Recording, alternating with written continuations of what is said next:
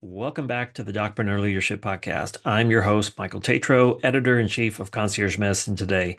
And I'm excited about today's conversation because it is one of those MacGyver interviews because we're going inside the boardrooms and the strategy sessions of major health systems today with my friend, our guest, Alex Muckerman. He understands how major health systems operate.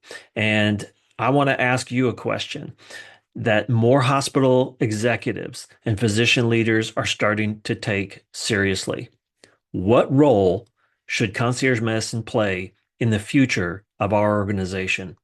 And our guest today is Alex Muckerman. He's a senior manager at ECG Management Consultants, one of the most respected healthcare strategy and management consulting firms in the country. Alex is a friend, but he's also a recognized expert in strategy for ambulatory, medical group operations, and even concierge medicine service line development. He's like a MacGyver, is kind of what I call him. And he's spent so many years now designing and implementing concierge and membership-based medicine models for health systems and medical groups of all sizes. And he's published some of the most thoughtful, data-driven analysis in our industry on how health systems can approach this space and this topic and this important conversation in healthcare, concierge medicine, strategically. This is not a conversation about hype. It's going to be a conversation about getting into the weeds of strategy, sustainability, and what it actually takes for health systems to enter and succeed in the concierge medicine space. So if you're a physician, a practice leader, an administrator, you work in a health system, wherever your role is in healthcare today, you need to understand where concierge medicine and membership programs fit into today's market. And Alex is going to lead that conversation. So let's dive in. This podcast is produced by Concierge Medicine Today, LLC. All rights reserved. Concierge Medicine Today, or CMT, was founded in 2007 and serves as the industry's trade publication and annual medical conference organizer. Please note, the information shared on this podcast and across all CMT platforms is intended for general informational purposes only and may contain errors or omissions. Nothing in this podcast nor across CMT platforms constitutes medical, financial, legal, nor professional advice, and CMT is not liable for any inaccuracies. CMT encourages listeners to conduct their own research and consult trusted advisors before taking any action based on the content presented. No mention, interview, or link should be considered an endorsement. This content is primarily intended for a healthcare audience and may not apply to all listeners. Thanks for tuning in.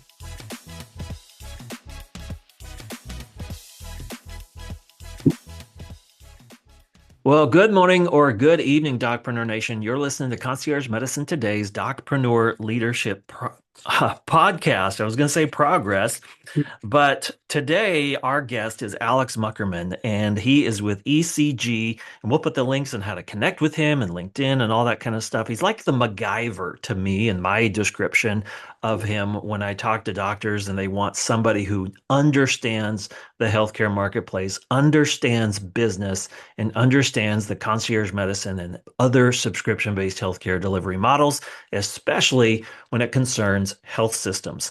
And patients, as we know, are changing how they buy healthcare. Concierge medicine isn't a practice model anymore. It's become a leadership decision. And we see this playing out in so many places and spaces. And today, even in today's years, and this has really kind of been around for a while in the concierge space, but more in the last few years, health systems are really rethinking access, experience, and sustainability.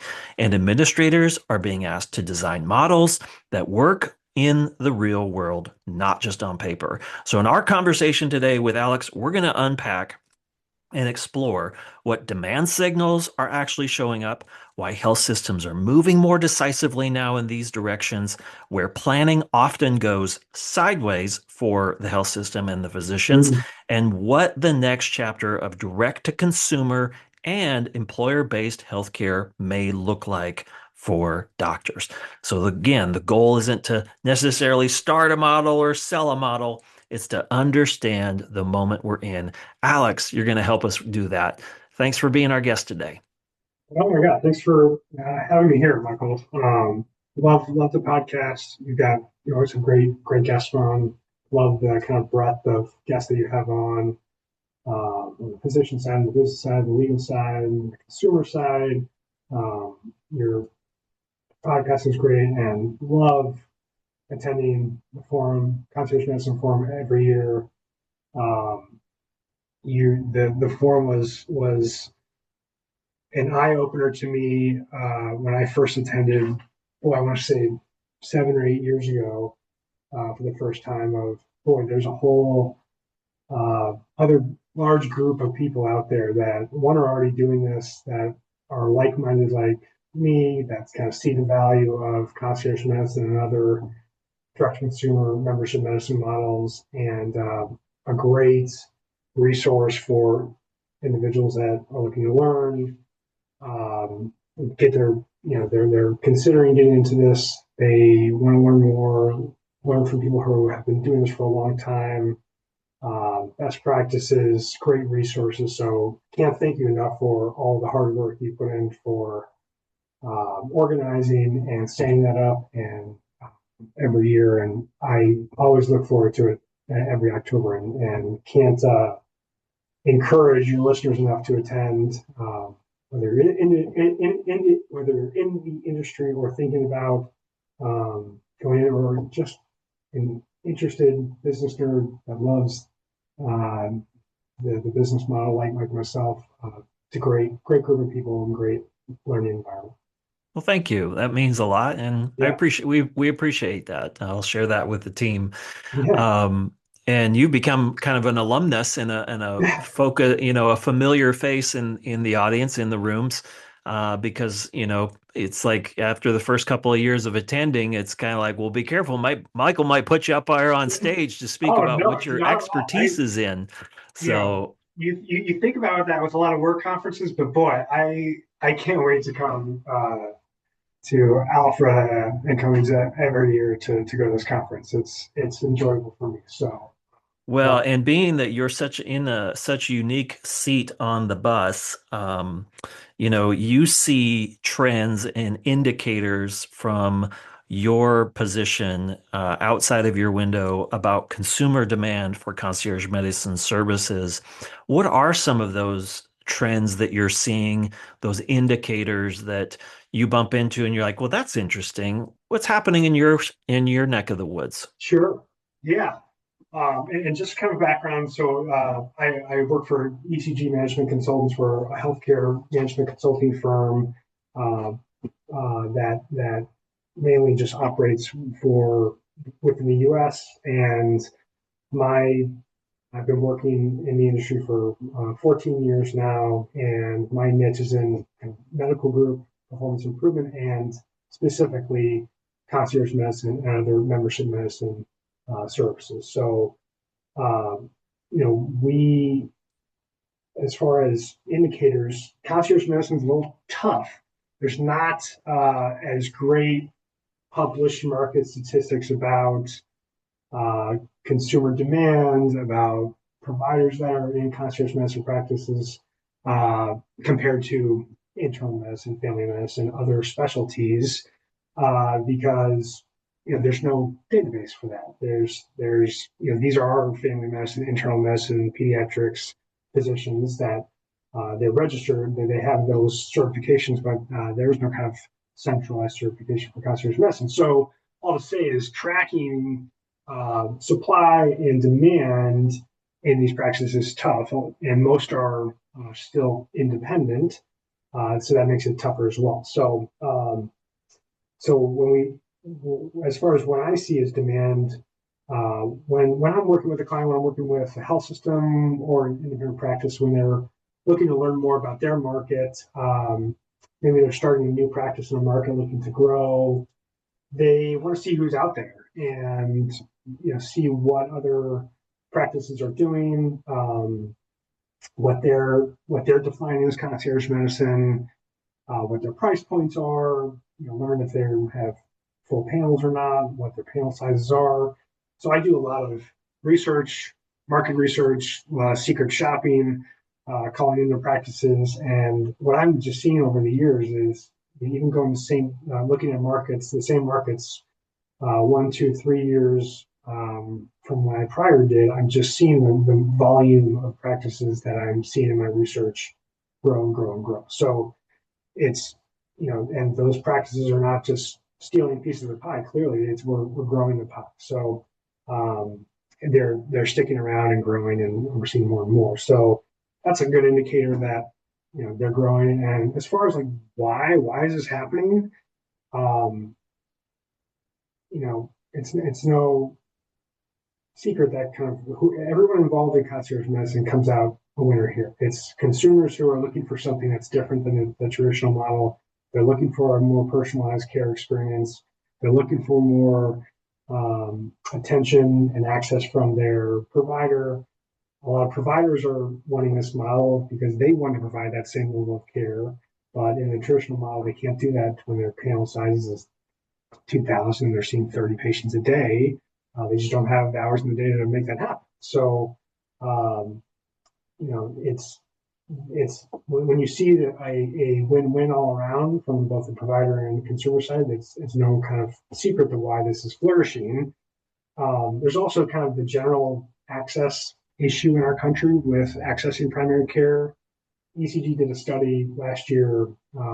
We did um, secret shopping calls to traditional primary care practices around the country, and the average wait times are to get into a new practice is at least 30 days in the best market.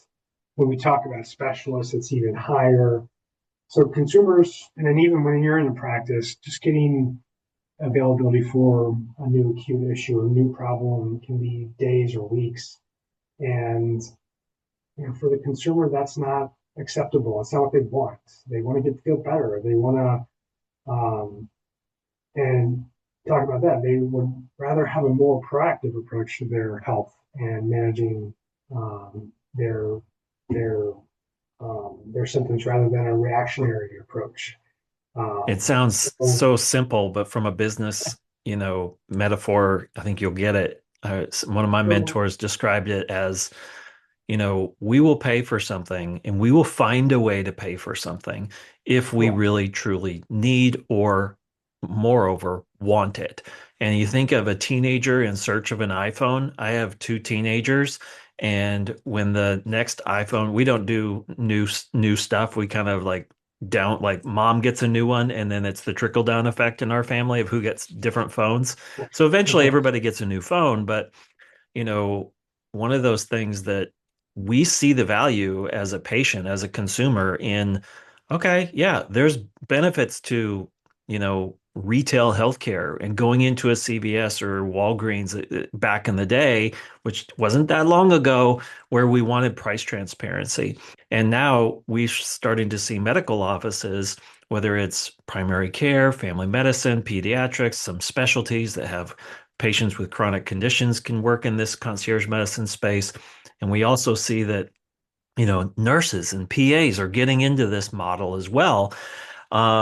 How have health systems that I'm kind of interested in, like to be the fly on the wall in those boardroom conversations or those phone calls where it's like, somebody from the health system calls you and says, so tell me about this thing, concierge medicine, that you're doing in this area or this state or this with this hospital.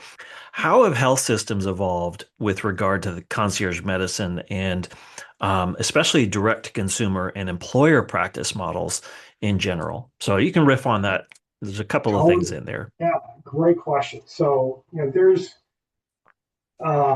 whether we like it or not, whether we agree with it or not, there's always been this stigma of concierge medicine, where it's a lot of people view it as a uh, service for more wealthy consumers, higher income consumers that they have the ability to pay to have better access, more attention that others can afford, and a lot of health systems who they're not most are non for profit. They are they're designed to care for their communities, regardless of ability to pay. They take a lot of charity care. They take a lot of Medicare and Medicaid patients, and are trying to really operate without the lens of whether what your insurance coverage is or whether you can pay. That is kind of a stigma that groups have tried to avoid for a very, very long time.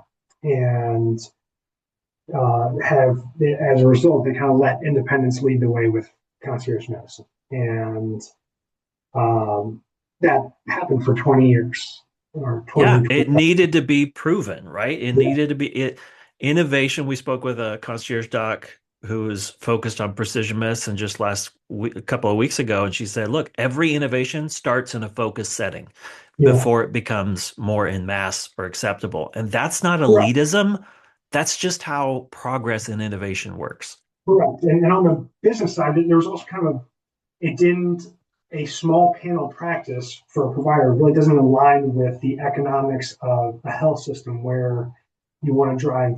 They are a volume business where they want high volume of patients to be referred to their specialists, and their specialists can do a lot of procedures in their ORs where they get good reimbursement, where they're sending a lot of encounters from their imaging centers and their labs and their pharmacies and their infusion centers where they're getting a lot of the positive margins that they, you know, that are critical to their financial success. So just the economics of the business, from a volume perspective, didn't align with what their traditional business model was. So those two attributes have made health systems kind of a laggard in the concierge medicine world. However, that has changed a lot in the last 10, 15 years. Um, I think Virginia Mason in Seattle Yep. was the first health system to really step into this. Yeah. And very, very quickly, you saw more and more academic and larger community-based systems say, "Hey, we should start looking at this." And there's a huge value proposition to um, why they want to look in this. One, every health system employed medical group from a traditional practice loses money. Um, their direct margin is a loss. The health system makes it up on the back end by getting good margin on their procedures, their ORs, imaging encounters, inpatient stays, those type of things. But they need the medical group to drive business to those higher margin services. But the direct practice itself loses money. Typically call that a net investment that the health system is making in the um, in contrast, though, concierge medicine generates a direct practice margin, and which is very attractive. So, you know, groups that are looking to reduce that net investment or improve their operating margin performance in the medical group see concierge medicine and other direct consumer, direct employer models that have a positive margin as these cost centers that can help reverse the trend there. So there's a kind of a direct financial justification there. There's also kind of a indirect value that um, concierge medicine can serve. Like I would say, one, it's um, can be used as kind of an innovation center because there's a positive margin to it. You can test new care models, new care techniques that might require a little bit of investment up front to make to test out. But you have this small captive, very engaged patient population that provides a good kind of pilot testing ground for new care innovations that you could potentially roll um, um, system wide. You think about telemedicine. First telemedicine was pioneered in concierge medicine practice that had the extra margin buffer to have a virtual solution that they could have virtual video visits with. So great example of how kind of concierge medicine can lead the way on things that can eventually become commonplace in traditional practices. Um, We're not to where my next question is pointing, but I'm going on a rabbit trail on sure. this one related to what you're Well, saying because it makes me think more of a futurist perspective, Mhm. and it may not happen in you and I's careers, but we may start to see the shift of it. But with so many health system owned practices, mandate's too strong of a word, encourage might be the word, it's maybe too soft of a word to say, or maybe it's more, we strongly encourage you, or we are requiring some practices. You can't convert them all. And Yeah, they're not going to get into the conversion business. There are plenty of experts and great organizations that do that. Um, but you could start to see one day, it may happen, it may not, where the health systems look at the spreadsheet, right? And that's what they do. And they're and running seeing, wow, these patients are happy. And the doctors, oh my goodness, like the real threat here is not concierge care or any other subscription-based model. It's the normalization of burnout. And if we can, it may take them a while to get there, beyond the spreadsheet, to have that empathy for the physicians that they are owning these practices for, but to say, hey, we would like you to move your patients and your practice more to a concierge type of model, and we still, own the practice. We still, blah blah blah. However, that contractually, that's yeah, beyond my skills. But could you see that happening where it's like, yeah, 20% of this health system physician practices in the marketplace are concierge now? Again, we're talking maybe 5 years, 30 years down the road.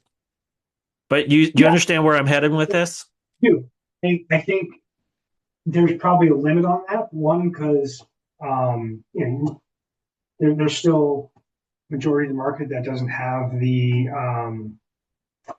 uh, disposable income or wealth means to pay out of pocket for this, and not enough employers are funding these programs yet. So, um, as far as just the means to afford a membership practice, we're not there yet, and um, there's still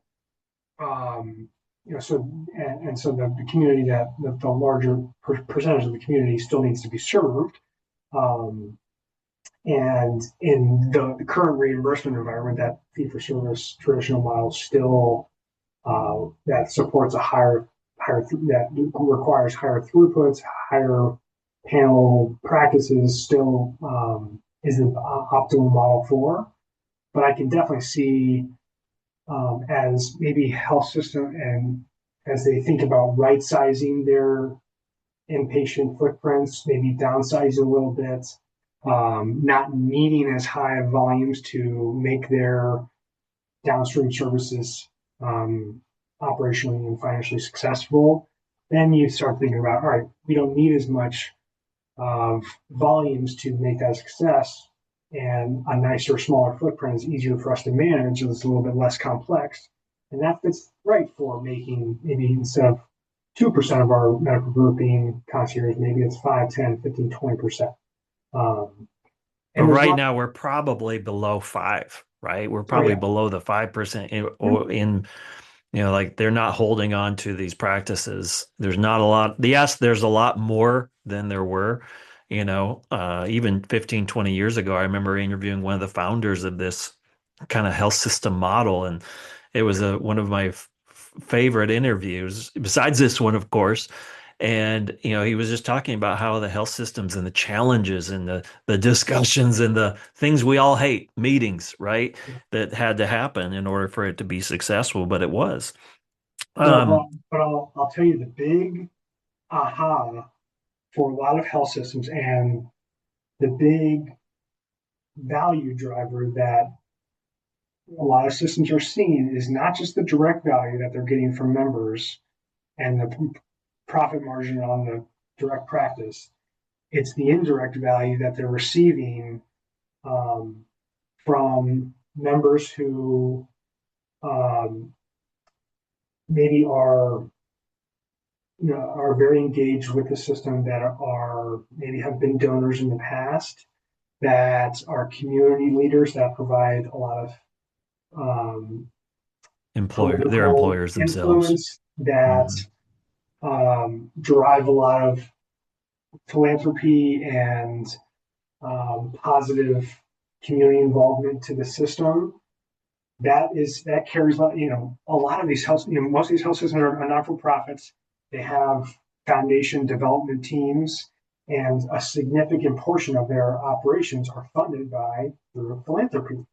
And a great way to have engaged members to increase their touch points with the organization, to see the wonderful side of the high quality care that they're getting is through these concierge medicine practices. So a lot of groups are standing up these practices to say, hey, we want to increase our donor engagement. We want to really be attracted to attract more of these people and take care of people that are sustaining our operations here. And so it's not just the direct benefit, the direct financial benefit, but they're seen as a way to increase stickiness with donors, um, and that are just as essential to making their health system missions a success. Well, what about the referral side of that too? I mean, a lot of these patients who are parts of concierge practices have chronic conditions. They need to see their doc on a Absolutely. regular basis. So you kind of keep those things under the umbrella, so to speak. Is that right? Absolutely. Were you finding that they're still doing that? And most concierge medicine members come with um, good payer mix. So even though it's a smaller amount that's per practice, you're getting a higher, a more um, advantageous, favorable payer mix out of that group. So still, attributing to both top and bottom line performance from the health system perspective. It's interesting, reversing the trajectory of uh, how we've been doing things in healthcare.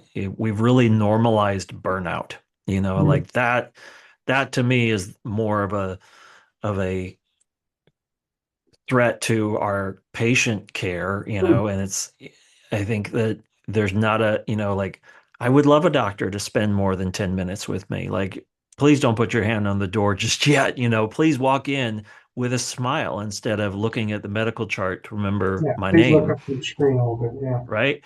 And health systems and the people who work there often get a bad rap. And there are certainly hall pass reasons to complain. Absolutely. And Yeah. you and I have heard those firsthand. We're not naive to that. And but I think that good leadership is happening in some of these spaces and places within health systems. And by definition, good leadership means, that you start reflecting on what's working well. Like, how can we make what we do a little bit better? And not everybody comes in with that mindset into a health system position where they Totally. are overseeing physicians. Um, but they're taking action. And this is one of the ways that they're having conversations with Alex Muckerman of ECG and, talking about these things. Like, how can we do a little bit better than we have been? And so it kind of gets into our next question, which is operationally, because you answered my question before that, which is why are health systems more intentional and aggressive now about adopting concierge medicine? Yeah. So before I jump into the next question, is there anything else on that topic that you wanted to make sure we covered? I would say just, and health systems haven't been totally out of the direct to employer, direct to consumer market forever. They've kind of led the way with executive health, and executive health is a little bit different than concierge medicine. Executive health traditionally um, are more asynchronous, one time visits that are very intense, very comprehensive physical, anywhere from a very extensive examination and extended lab testing, imaging testing from primary care, all the way from a 2 3 day visit with every medicine specialist that a health system has, doing a full workup and coming out with a complete um, examination report and a really proactive uh, personalized health plan for the next year or 2 years on what the patient Yeah, needs you to kind of work come on. out with homework. Yeah, you come across homework that transitions nicely to primary care provider to kind of oversee and provide ongoing maintenance for over that time period. Versus concierge medicine, uh, direct primary care, that's more taking care of the patient the other 364 days of the year for traditional primary care. And so while the reason health systems were more comfortable going through it was executive health was it was direct to employer and it was clearly not covered by payers. These are for routine visits that don't meet medical necessity, but employers wanted uh, their employees and executives to be healthy and take a more proactive preventative approach. And so because it didn't meet medical necessity with more routine and focused on prevention, that's why health plans didn't cover it and why it made sense for the financial responsibility shift to employers and consumers, which made health systems feel more comfortable entering that. And they also had the providers already employed to make that possible. So uh, concierge medicine is a nice complementary service to executive health because, like I said, it can take while it has the same kind of more personalized approach towards medicine, going above and beyond what the kind of traditional medical necessity standard of care is, as well as attention and time that patients get to ask questions and providers get to customize one, get to know the individual's personal and health goals and apply a personalized plan for that patient to help meet and achieve their goals. So it's a nice kind of full complementary circle there, as well as other kind of wellness services, premium services like massage therapy, acupuncture, um, um, physical exercise, nutrition, some of these other direct to consumer services that uh, kind of make this really nice complementary flywheel that is becoming more and more attractive to consumers, which health systems have a great opportunity to offer because one, they've been doing executive health for a while. They've got a great name brand in the community, and because they also have an integrated specialty network, when patients do have problems, it's nice that they have the ability to tap into that uh, when they need to. So, uh, you know, the pathway for health systems to get into concierge medicine was a little bit differently, but they're kind of seeing the consumer benefit of it, and they're thinking about more of patients as consumers, and this is what more and more consumers are demanding now. So they're seeing the need to adapt, and if they don't adapt, their competitors are going to, and they're going to lose out on this. Yeah. Yeah, for sure.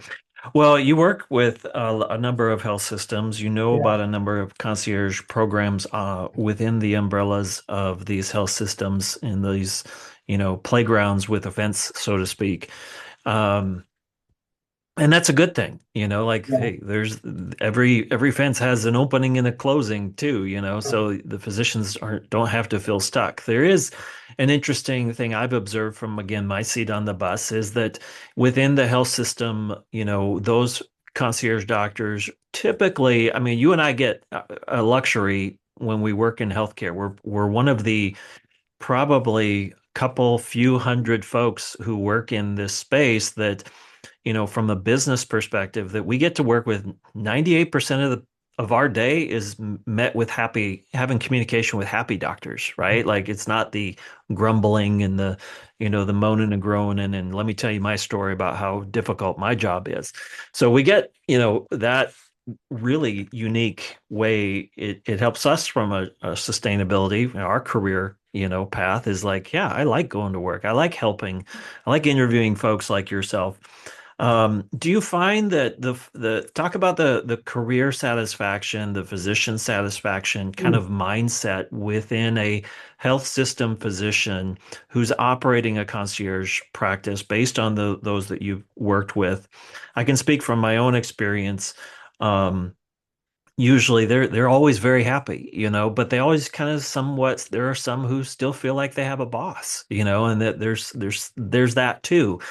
But it's just dramatically different and better in a career satisfaction way than it was in a traditional plan reimbursed environment where, they're seeing loads and loads of patients every week.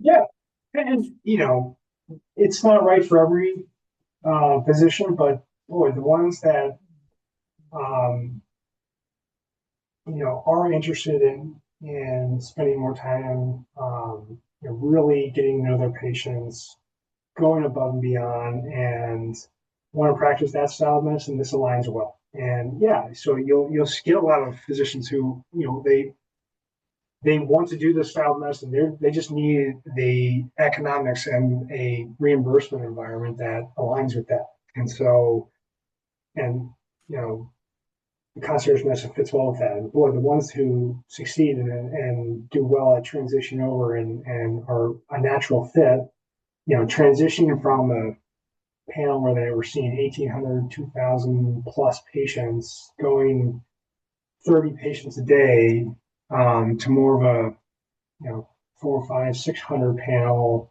seeing 8 to 10 patients a day. It's life changing.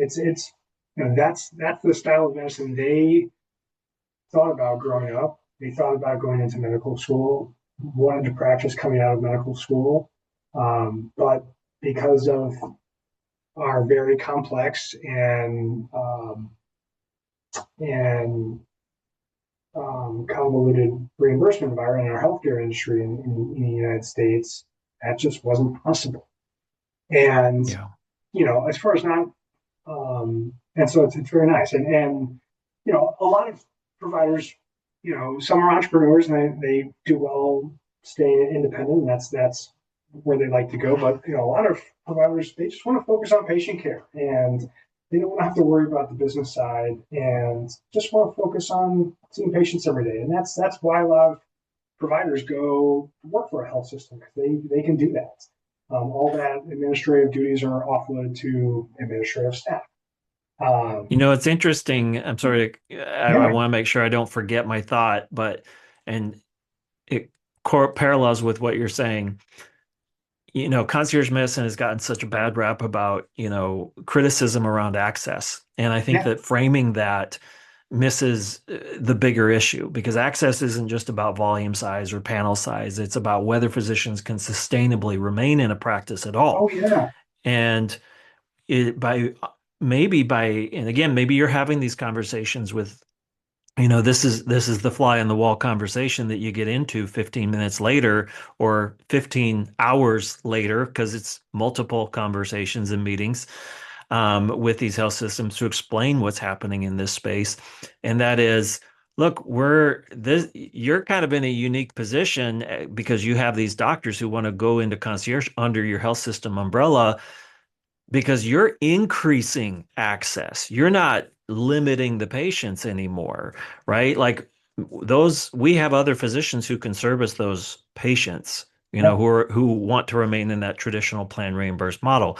But for those who want the increased accessibility, which access is, more of a compliant, there's all we can go on a side track about that and we have in other interviews and so on. But you kind of almost see the access issue as okay, that's an interesting marketing. Maybe that's not compliant or I don't know, but you almost see it. Do you understand what I'm saying there? sure. I mean, and the access issues is again, yeah, you're right. We keep going on a tangent. That there's a whole industry supply problem of there's just not enough physicians, and why aren't we training more physicians, and aren't there more medical schools? But there's a lot of root causes around that's why that's happening. Um, And are these physicians who move into concierge or decide to do this, like, are they the ones having the conversations with the administrators first, or is it the administrators coming to sometimes, them and yeah, saying, sometimes. do it? And then I are they have starting with zero patients? uh, typically not. So yeah, there's one client in particular I work with that it was the physician who raised his hand saying, "Hey, we're not doing this. This is how I want to practice medicine. Um, I we are working. We're in a great market for this, and I would like to do it. You know, if there's no threat there, but it's like, hey, I'm not happy with the way I'm currently doing this. So, I would like to do it here. I don't want to do it independently. I like working here. Um, I like just focusing on patient here, but I would like to do it in this style of medicine. Yeah. And when you frame it like that, administrators kind of understand. They also don't want to lose those physicians, potentially to either competitors that are willing to employ them or to do their own practice. So they think, hey, let's and if it's explained to them the right way, they understand it, and more are becoming open to it, and it's becoming normal place for health systems to have a membership medicine service line that has concierge medicine and other D2C and DDE practice models under it. So, you know, and what you really don't want is a physician leaving medicine altogether. They're so burnt out that they say, hey, I'm just not going to practice medicine anymore. I'll go be A um, florist. That's one I heard. or He's going to go help his wife become a better florist. yeah, I'll go be a CMO, chief medical officer at some company, and I'm not going to see patients anymore. Or I'll be I'll do something else that uses my medical degree, but not in practice of medicine. Those are the situation that I think you're more concerned about of someone completely leaving the practice of medicine altogether versus a different style of medicine where they're going to feel more, they're going to do it for longer. They're going to feel more rewarded in their career, and the patients that are going to be in their practice are going to enjoy it just as much. So the next question, we have a couple more questions for Alex Muckerman. He's with ECG Management Consultants. We'll put the links in the show notes as well as how to get in touch with Alex and learn more. But this is really where you come in, where Alex and your team come in, because operationally, what do health systems need to do differently Mm, to support, right? Like this is yeah, like, you know, well, you kind of need a MacGyver, like an Alex Muckerman, who understands the nuances of these models within the health systems, because, you know, we think this is a great idea. We think, Doc, you should do this, but we need a little help too. So they're coming to you with open hearts and hands and saying, we need a little insight sure. here. So Yeah, this is the fun part. how can So they support, activate, and sustain these practices? yeah, this is the fun part. So yeah, they say yes, makes sense. We understand the benefit, the value of going to concierge medicine, and we got maybe a doc that we have in mind, maybe not, but we want to get into this. Okay, great. What is concierge medicine? Well, how is your system going to define concierge medicine? Well, what are the services that you're going to offer? Um, how many patients do you want to serve in your practice? Well, what should the price be? How do what you know these are all how are we going to find these patients? What's do we need to have a different when we think about the clinic location, does it need to be different than our current kind of practice approach? Do we need different staff? Are these patients going to demand a different way to engage with the practice? Do we need new tools, new communication tools to deliver these services? And then from a compliance perspective, how do are we going to continue to, accept insurance from these people? If so, how do we do that the right way? So there's all these different operational, legal compliance, financial components that need to be, and how are we going to pay physicians? Most physicians are paid in health system environments on a productivity, typically like a RVU based practice. That model doesn't work in concierge medicine. So how are we going to pay the docs and how are we going to make it attractive, but also, sharing the benefit with the system as well. So all these ways of how to design and execute the practice, these are question marks that healthcare administrators, health system administrators just don't always have the answers to, because while they're very good at standing up a new internal medicine or family medicine practice, they've been doing it for years. They're well oiled in that department. Um, Doing the kind of blocking and tackling for starting a membership practice, very, very different. It just requires a different tool set. And those are the things that I help groups think about. It's, thinking, all right, what's important to the health system? Let's use that to guide how we're going to define concierge medicine here. And what's the package of services that we're going to offer in our concierge medicine practice? We're going to look in the market to say, hey, with this membership service that we're going to offer, how does that compare to competitors? Is it more than what competitors are doing? Is it less? What are those practices pricing? Are those practices full? So are our consumers actually interested in those services? Because that could be an indicator about what services we should offer. Um, how are we going to find these people? Typically we've just been relying on payers to direct patients to us, but now we kind of have to get the word out about what we're doing and market a little bit differently. So what, existing marketing channels, both in advertising, both paid and non-paid, can we, use to get the word out, before we get to that point where we have a full practice and we're using word of mouth as the major lead source for new patients. And So unfortunately, all these healthcare's different things, how do we design the practice? What staff do we need to go, that portrays a clinical experience that's above and beyond, that, signals, value that patients are expecting. All these questions, and we kind of go through this planning process to help these systems build it the right way the first time, so that when they're coming to market with a well thought, well baked service offering that they're confident is going to succeed in the long term. Well, I have about four more questions for you. I could Yeah, go on forever because this is we so could. good and it's such a rare, again, this is such a rare It's niche a fun thing to space. nerd out about.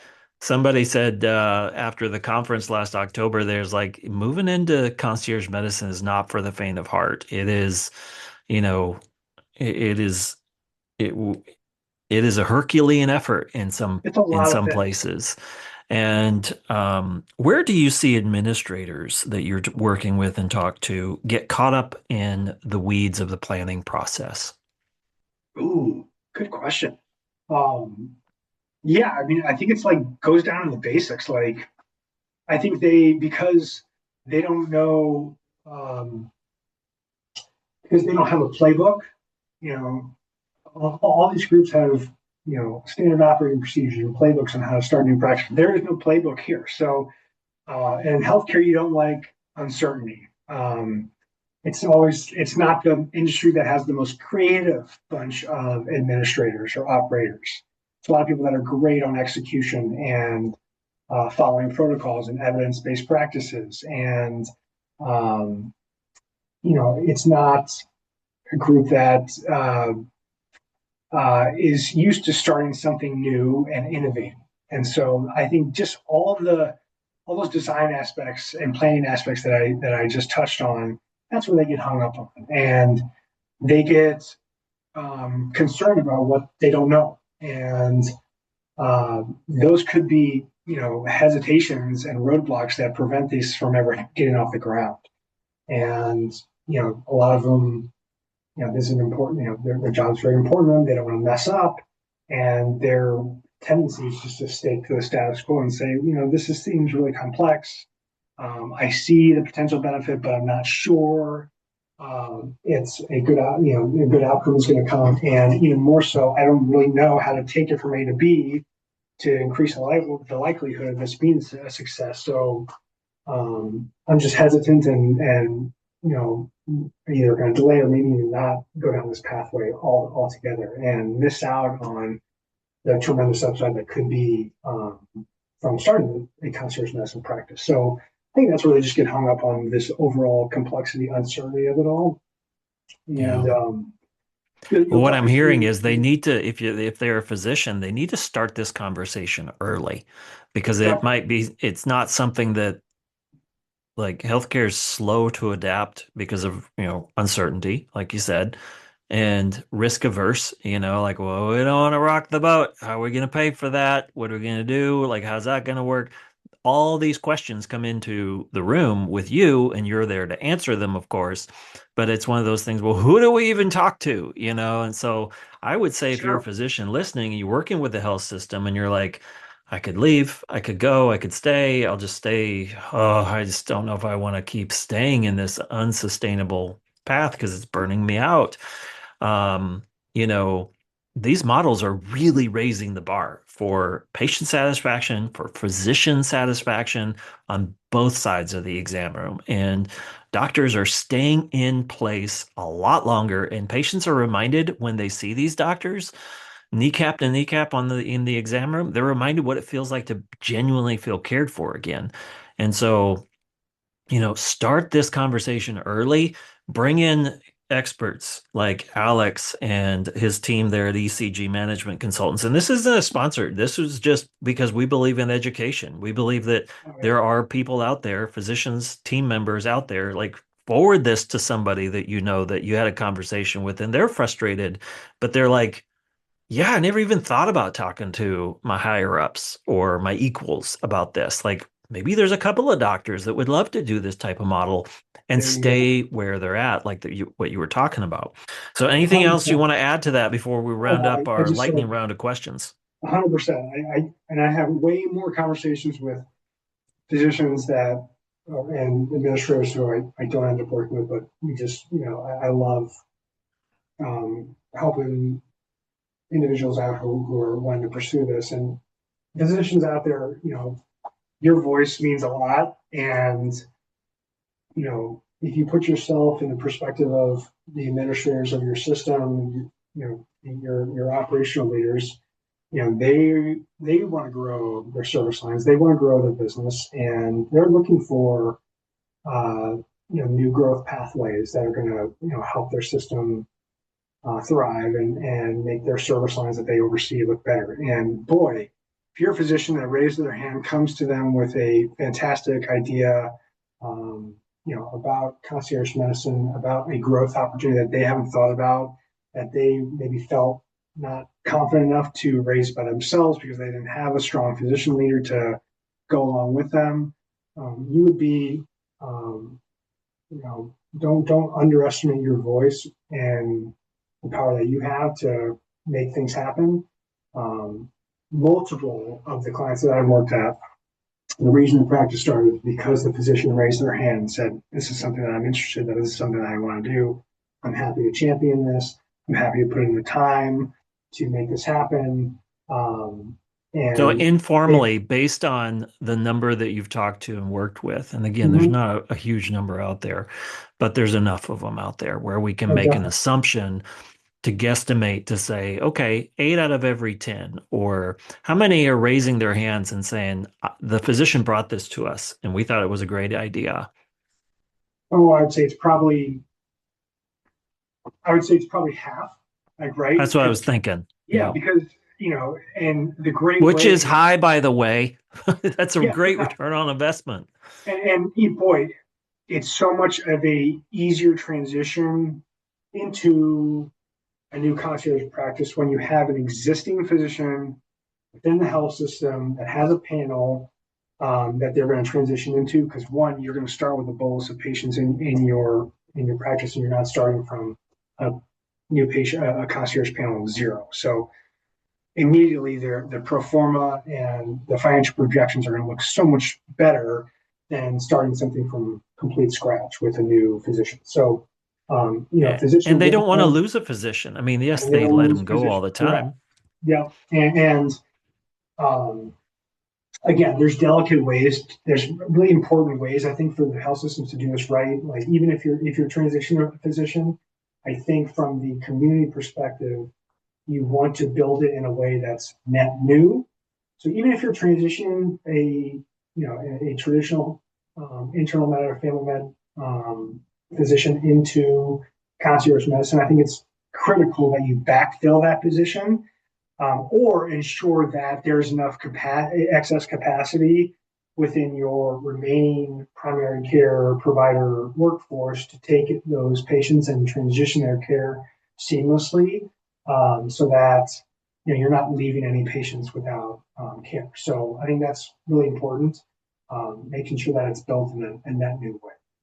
That Um, is good. but you're All right. right, now we're moving into our Can't light. underestimate the power of physician raising their hand saying that I'm interested in this. Yeah.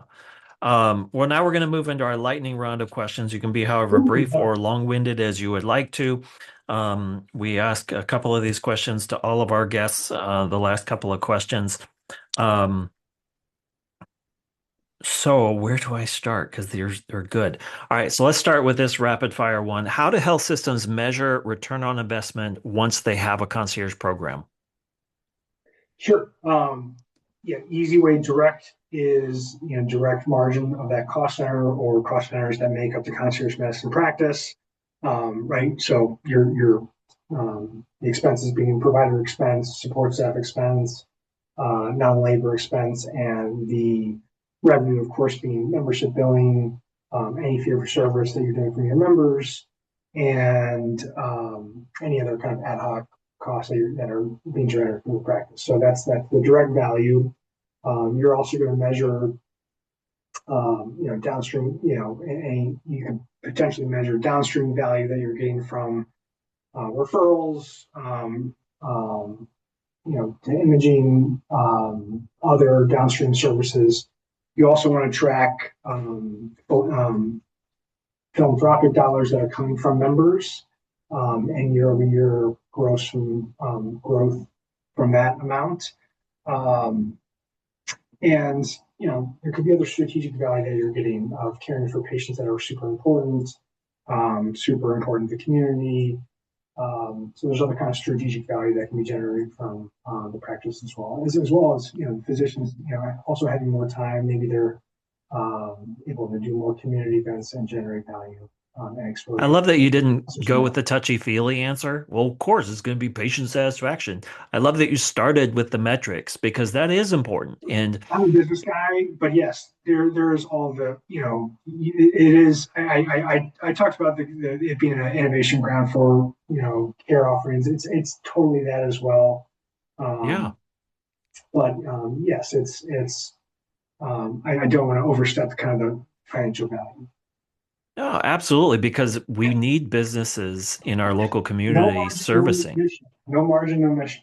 Yeah, yeah. And we want doctors to stay in business because they are one of the top five most influential voices, at least to me and my family, behind my wife and kids. Like, we don't need you to go and burn out, because burnout, early retirement, which happens more often, right? There's more burnout and early retirement and reduced clinical hours that have been rationed over the years than there are concierge doctors who will ever fill that void, right? So that the criticism about that exacerbating the physician shortage is kind of laughable in my opinion. But It is laughable. these Very membership critical. based programs, if you're, administrator, you're a physician listening to this, please share again, start the conversation early. But when these programs are structured correctly, these concierge medicine programs within your existing framework, under your existing structure, they can restore time, continuity, and really give that professional, that you're relying on, that you want to keep them Yeah, happy and employed, durability, like they yeah, want to keep staying there. And I think that a system that looks equitable on paper, but steadily drives an experienced physician right out the door, that's not protecting, your community, protecting your numbers, protecting access. That's just you're just very good at measuring those things at that point. yeah.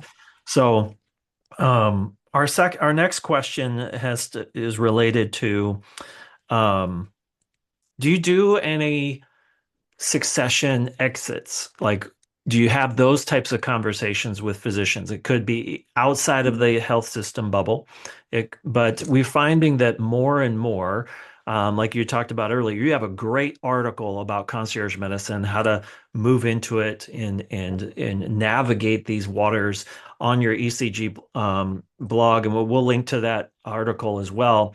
But we're also that's the entry, right? Then you have Yeah, a number of physicians who have been doing this for 10, 15, 20, 30 years. And now they're wanting to finish well. They're looking for a sure. successor. They're looking to sell their practice. Are you guys there at ECG Management doing anything related to those types of situations? Yeah, That's I mean, separate from health systems. sure. Yeah, I mean, we have a dedicated M&A practice that has done some concierge medicine succession planning for physicians, and it's interesting, you know, and it's totally depends the value of if you're an independent provider with concierge medicine practice, the value of your concierge medicine practice is incredible. It's very different depending on who the buyer is. And Big time. if the buyer is a physician who wants to get into the game and wants a turnkey solution, value is very high of that practice because you're effectively selling the cash flows of that practice, um, and offering a very low risk, good return, very predictable return business to this individuals. And it's similar to a private equity company or venture I capital was company just going to ask. that's going Yes. into that as well. Um, Versus, if you're selling to a health system, most health systems are not going to buy or value future state cash flows. They're going to think about purchasing the assets of your practice, um, and they don't they don't purchase that way. And so selling to them, maybe the value might not be as much.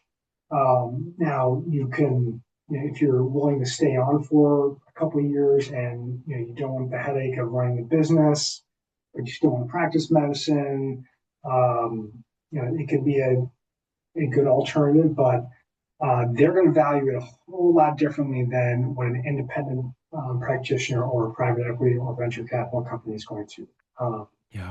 so I would say, when you're thinking about succession planning, think about who you're, positioning the purchase to, and whether you're, and it could take different forms, right? You could take on a partner or a physician employee for a portion of the time, and kind of transition the value of the practice over time.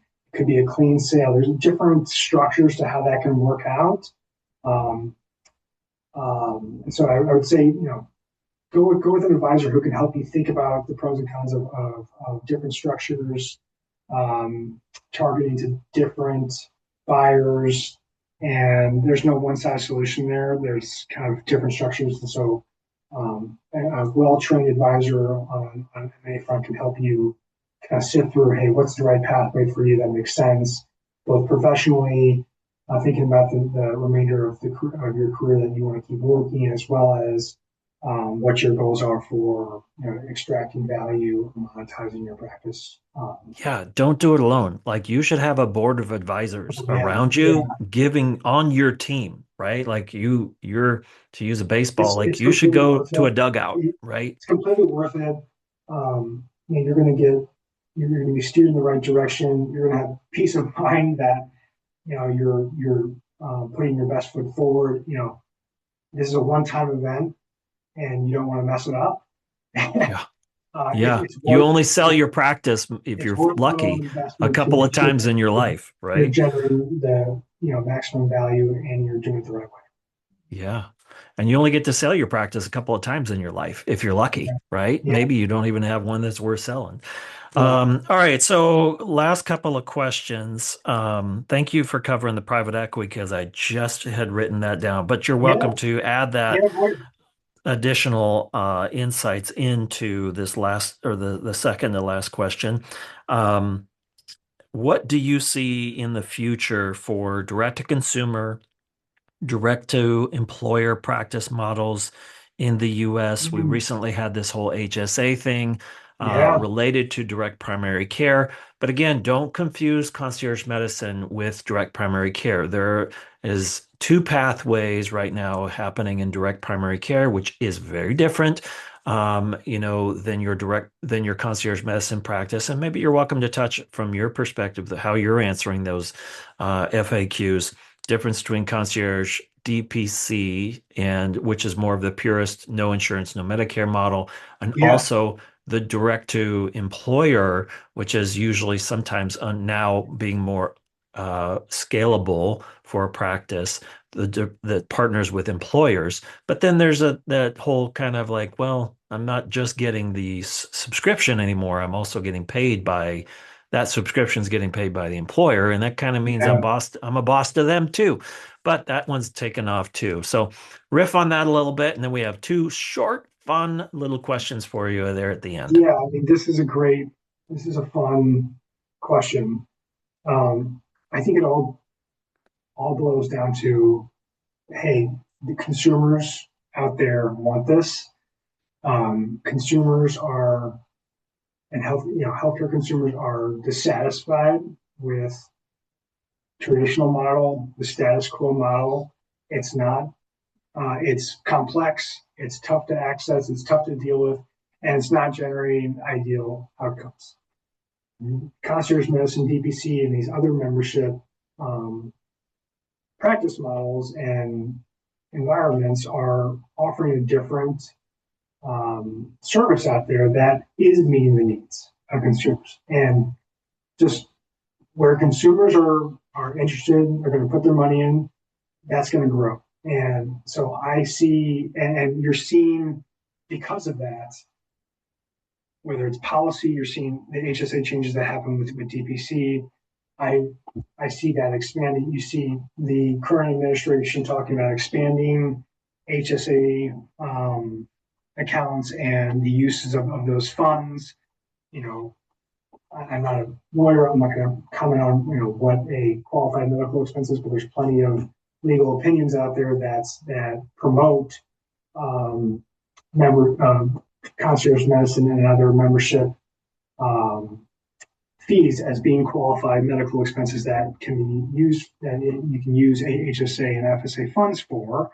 Um, the latest round of the Big Beautiful Bill, just went a step further to explicitly call out direct primary care. I see that continuing to grow, and hopefully there's more call outs for concierge medicine alongside direct primary care in the future there. Um, so which will further increase as you get more tax advantaged payment mechanisms for that, that increases the pool of consumers that are going to want this. So they already want it on the service side, but now it's matching the reimbursement side that makes it feasible. And then I also see, you mentioned on the employer side, um, just with I heard in my firm, the biggest expense bucket that grows and grows every year that outpaces everything else is healthcare expenditures. Yeah. And more and more firms are looking at this growing percentage of their overhead and saying, hey, we need to do something about this. And we need to be, take a more active and management role in our healthcare expenditures of our of our employees. And great way that we could do this is through a more proactive um, uh, approach towards primary care and our patients' healthcare. Take a more long-term approach instead of taking this reactionary symptom-based approach, status quo model. And I fully see, and we're already seeing this of some employers starting to carve out primary care of their, typical their health insurance product, keeping specialty, emergency, acute care in more of a traditional plan model, but for primary care, saying, hey, let's think of a different reimbursement approach that better incentivizes the provider to actively manage our patients' care, provide this more personalized care that our employees are demanding, and that leads to better health outcomes, that keeps our employees at work, um, that keeps them more healthy, and that's something that they want for their both their professional and personal lives. And so I see that growing way more. I see employers as part of a standard benefits package offering either stipend or directly contracting with primary care employers to provide this style of medicine to their employees, and that being eventually a core benefit, just like retirement accounts, just like health insurance is currently, as a staple that is going to be a requirement for attracting high value talent, and which will further increase demand for providers, which will increase supply, and continuing to see this industry grow. And so, kind of the policy side as well as the employer side, again, it's all driven by consumer demand, and consumers are demanding this. So, Yeah. policy and the employer market will follow that because that's what people want, and people want a better care environment, and innovation is ripe here. So I definitely see that growing, and it's exciting to be around. And again, when it's a service and a product that's a win-win for everyone around, it seems like a no-brainer to me, and kind of easy to see where the tailwinds are going. And if you're wondering as a physician, like, well, could I make this work regardless of your station or your lane that you're currently in, whether you're independent, you're curious, you're working under a health system, the physicians who thrive in concierge medicine really have four simple character traits. They're curious about their patients. They Yeah, have humility as leaders, and they have gratitude for the people that they serve. And they have such a giant, big heart for their community because at the end of the day, it's not just about medicine, it's about the people that they're serving. And you and me, we're family guys, right? Got kids, wives, people that look out for us. We're going to need that to be cheaper. Like we're going to need healthcare to be cheaper, but we need these places and these incubators, like we talked about yeah, where earlier on, to be places of innovation that, you know what, I think we could take this over here. Like I don't necessarily agree with that or that what that program is doing, but gosh, they sure know how to serve. They sure know how to serve their patients. They sure know how to treat their physicians well. Um, so what book is in your Audible library right now that you would recommend or that you hand out to doctors most, or hospitals, administrator folks that you talk to? You're like, you got to read this before we have our next conversation. oh, uh, I don't know if I'm recommending books to anyone, but book I'm reading right now. I had a fantastic professor I went to Olin Business School at Washington University here in St. Louis, and I had a great professor, John Horn, who he taught microeconomics, macroeconomics, and competitive industry analysis. And he just put out a great new book called a year ago called Inside the Competitor Mindset. Uh, Great way of just like if you are an entrepreneur or have a business or just are a nerd like a business like me, um, it's you always kind of think about uh, especially if you're running a business and you have a competitor who did something and you say, why did they do that? It doesn't make sense why they did that. And boy, they're going to regret that. Um, John kind of puts you in the shoes of them saying, I guarantee there's a reason why they did it. And if you really think about, if you really do put yourself in their shoes, that you can think about the reason why they did that. And it's probably for a different reason that you are doing what you're doing. But it's important to understand why they might be doing that so that you can properly, react and position yourself. So it's a great way of like putting yourself into other competitors' shoes to understand why they're doing things, and so that you can put your business and your for me my clients in a better position to succeed. So inside the competitor's mindset, John Hall. We're going to put that, I'm going to add that one to the book list probably for this spring because we have a book list that we release at Concierge Medicine Today, and we'll Yeah, put the link also to you how would to get love in it. touch with you, how to read your article that you wrote a Oh couple yeah. of years ago that's still getting great traction.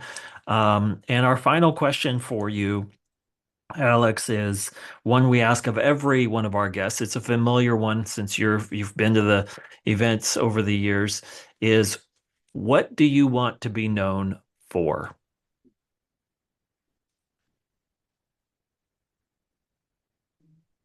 Being a tremendous husband and a great father. That if I could be known for that, I would be super happy. That would be super rewarding. I'm a guy that defines my life by my family, and that's the most important thing in life. I love what I do professionally, but it's a means to spend quality time with my family and help them thrive and see their goals succeed. So that's the most important to me professionally. I would like to be known as a guy who, um, you know, who followed a passion, loved what he did, and loved to be, people liked working with him, and he did great work. That would be great. But above all, it's to be a great family man, a great partner to my wife, and a great father to my children. Wow. Thank you. That resonates with me. And, I one guy who sits in, in the same kind of aisle way in the on the bus as you. We have a unique view out our window, a unique seat on our bus. And we get to work with happy physicians. And by being a good father, by being a good husband, by being, in those places and available to those individuals, it makes us more enjoyable because I can be grumpy pants too. It makes this a better lever to the physicians and the people and the staff that we're trying to help when we go to the office. And so you've been a wonderful guest today. And as I was saying, I don't do long form, more than an hour interviews, but when I do, they're really, really good. Yeah, And this happened to be one of those. And Alex, you just this has been a conversation that I've been wanting to have with you for years now. And so I'm likewise. glad that our Likewise. schedules matched up. And again, if you're a physician listening, or you work in a health system, or you're a physician that's just kind of shaking his head and curious and like, I got to do something different too. Hey, forward this on to your folks, at the hospital, or forward this on to your colleagues and have a conversation. Start the conversation early. And I think what we've learned today is that the future belongs to those in healthcare who are leaders who remove every single unnecessary obstacle for the patient and build systems, regardless of where they might be at, regardless of their price point, that make servanthood and gratitude for the patient and for the physician in healthcare repeatable and relatable. And so, as we say around here a lot, it is no longer about being the best physician, the best doctor in the world anymore. It's about being the best doctor for the world, for your patients, and for your local community. Alex, thank you so much for being our guest today. Yeah, of course, Michael. Thanks for having me. Well, have me back anytime. Love chatting with you.